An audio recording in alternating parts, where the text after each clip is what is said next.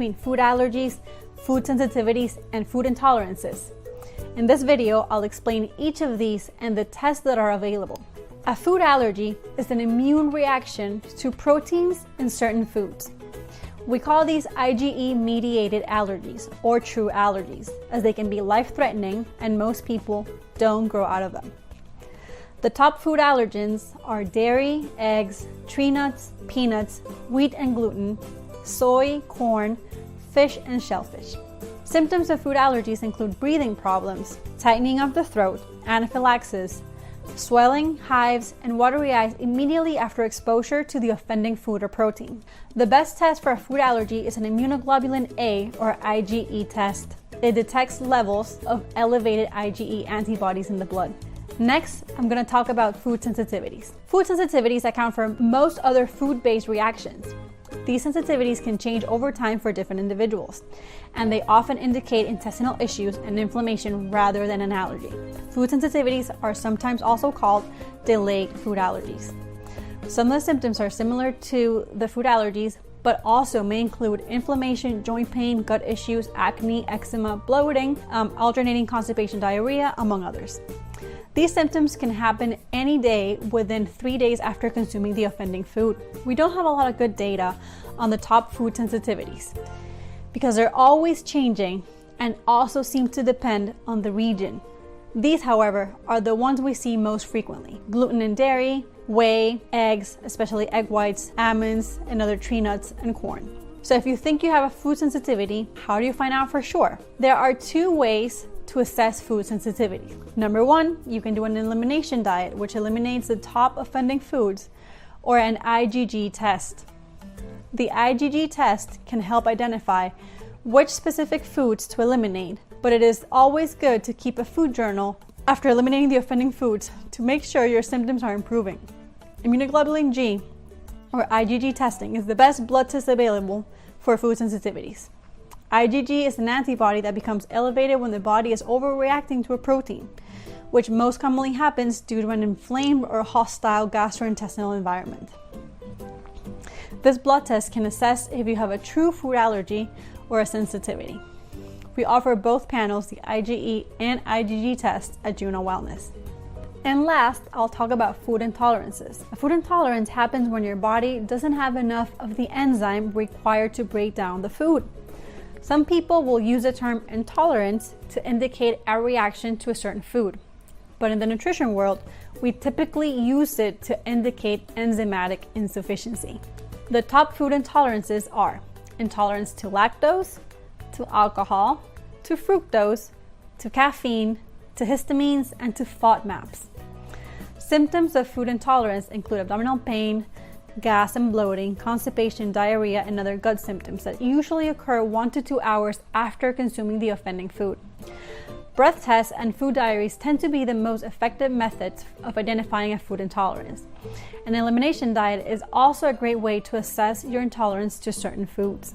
I hope I've explained how food allergies, food sensitivities, and food intolerances are different. If you have further questions, I encourage you to visit our website, junowellness.com, to find out more about the panels we offer and the foods and other agents that are tested.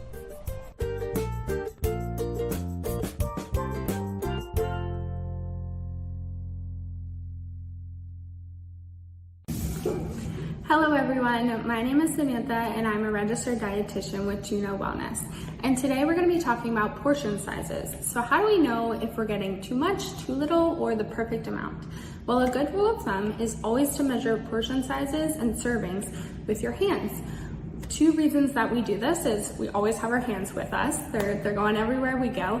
And your hands are individualized to you. So a serving of your palm, for example, would be a serving of protein. That would be the amount of protein that your body needs. So if you have larger hands, you likely need more protein.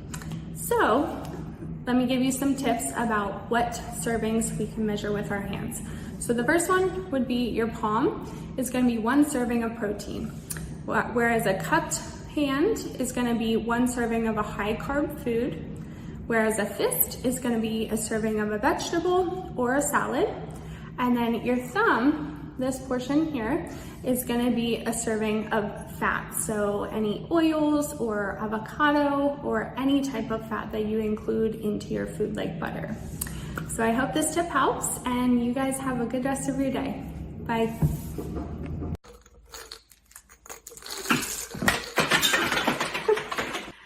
Why did I just do that? Well, that was an omega-3 supplement. And omega-3 supplements are very important because oftentimes we don't get enough in our diet.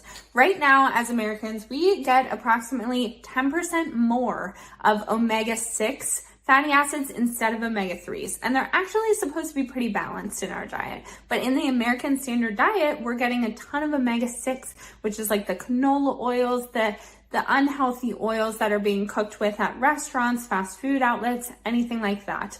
So what we need to do is we need to prioritize omega-3 fatty acids in our diet. How do we do this? So omega-3 fatty acids are prevalent in fish, fatty fish, nuts and seeds, anything like that is gonna have good omega-3 fatty acid sources. So that's what we need to include more of in our diet. And say you're someone that's like, I hate fish, I don't eat enough nuts and seeds, like they just don't taste good to me. That's where this omega-3 supplement is gonna come in. So we recommend doing something like this is the one I take. This is Metagenics omega-3 fatty acids. It has the EPA and the DHA, which are both important for brain health, joint pain, any inflammation in your body, but also cardiovascular risk. So this is going to help with that and lowering cholesterol as well.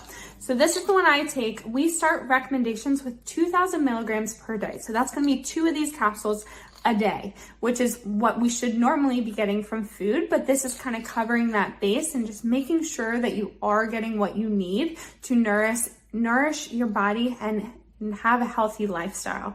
So that's why omega-3s are so important. So I greatly encourage you to try adding more in your diet, but also try out a supplement. See if it works. See if you notice any changes. I bet you will. Thanks for listening. Have a good one. Bye.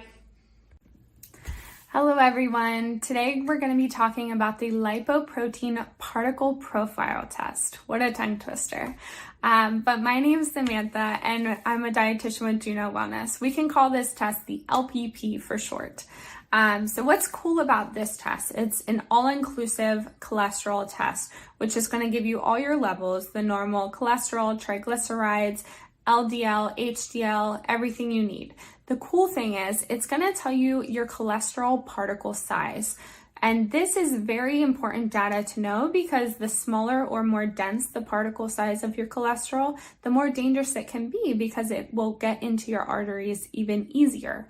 Whereas if it's larger, fluffier cholesterol, it's less dangerous and a lower risk over time. So some indicators for getting this test would be if you or a family member were diagnosed with diabetes, heart disease, high cholesterol, low HDL, high LDL, anything like this, or any smoking in the past, this would be a good indicator to get this test done and to know if you're at a higher risk for having any of these metabolic syndromes in the future. And then also having that intervention with a dietitian to know if you need to make dietary changes or supplement recommendations. If you need any of that assistance, we're here to help. So please contact us if you want any more information or check out our website. All the test information is there. Have a great day. Bye. Hi, my name is Christina and I'm a licensed nutritionist at Juno Wellness. And today I want to talk to you about supplements. Are they really worth the money or are they just expensive urine? Let's find out. So the answer is they could potentially be both. If you're getting high quality products from reliable sources and you do know that you need them, then maybe the answer is yes, you are getting your money's worth. But on the other hand, if you're getting these supplements from grocery stores or supermarkets, or getting advice from someone that really does not know much about nutrition or supplementation, maybe you're getting more fillers than nutrients, and that could result in expensive urine. So before buying any supplements, I want you to ask yourself 3 questions. Number 1, are you working with a functional healthcare provider? Functional healthcare providers have the food first approach. Once you've implemented changes around diet and lifestyle, then we can start working around supplements, making sure that they're tested for purity and quality. Second question, Is my supplement made up of whole food and bioavailable ingredients, or are they made with synthetic ingredients? If you can't get your nutrients from food, then the next best option is to get it from a whole food supplement. That's why we recommend staying away from synthetic products such as folic acid and looking for whole food supplements or bioavailable options. And the third question is, are these supplements third-party tested or recommended by my healthcare provider? Supplements are actually not regulated in the US, not even by the FDA. Companies are expected to follow specific guidelines, but there's really no verification process to make sure that they're abiding by the guidelines. So instead, we like to look for purity certifications and third-party testing. If you have any questions about supplements, feel free to reach out to Juno for more information. We only carry high-quality, professional-grade supplements in our stores. Hi everyone, my name is Samantha and I'm a dietitian with Juno Wellness. And today we will be discussing how diet and nutrition affects your skin health tenfold. So to start with the foundational step, a healthy and a balanced diet is essential to have healthy skin. The goal here is to stick to a diet that prioritizes whole foods and reduces consumption of refined, processed, and added sugar-filled foods. So there is a lot of research and there's a strong correlation between foods with high added sugars as well as high refined grains that have a high glycemic load like cakes, cookies, white breads, and the correlation between acne or wrinkles that appear on your skin. So the next important factor is to ensure adequate intake of protein and vitamin C.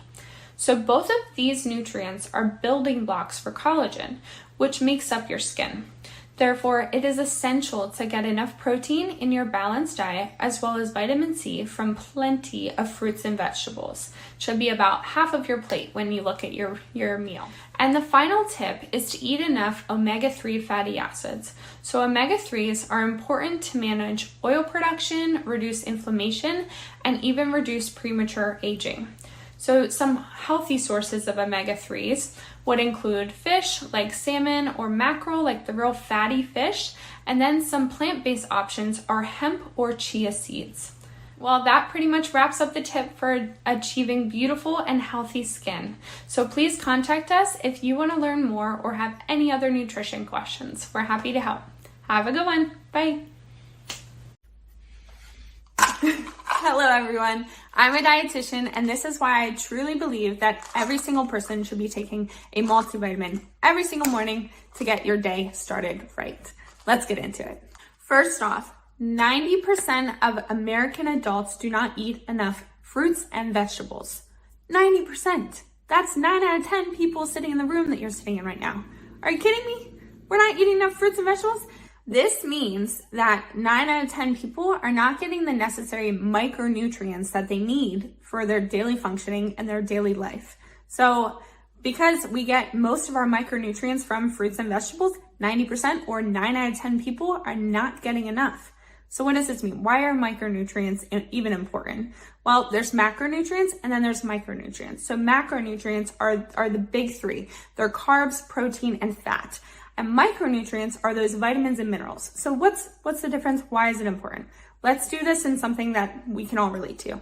Let's do it in a car example. So the carbs, the protein, and the fat, that is gonna be your fuel or your gas for the car.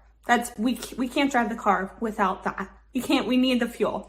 However, the vitamins and minerals, that's what's gonna help the car function. That's what's gonna help our body function. So if we don't have the vitamins and minerals that we're getting from those fruits and vegetables and those micronutrients, the car's not gonna run properly. It's not gonna have the wheels. It's not gonna have the steering wheel. It's not gonna have the mirrors. You're just gonna be backing up blind. You need both of those parts, the macro and the micronutrients, to combine, and you get those from your diet, but you can also get them from extra supplementation like a multivitamin. So that's why it's so important, one, to eat a diverse plate, a colorful plate with a variety of nutrients, especially the fruits and vegetables, and then also to include a vitamin and mineral supplement to make sure you're covering all those cracks and your car or your body is still functioning as it should every single day. So I hope this example helped, and please try to get a diverse diet, but also make sure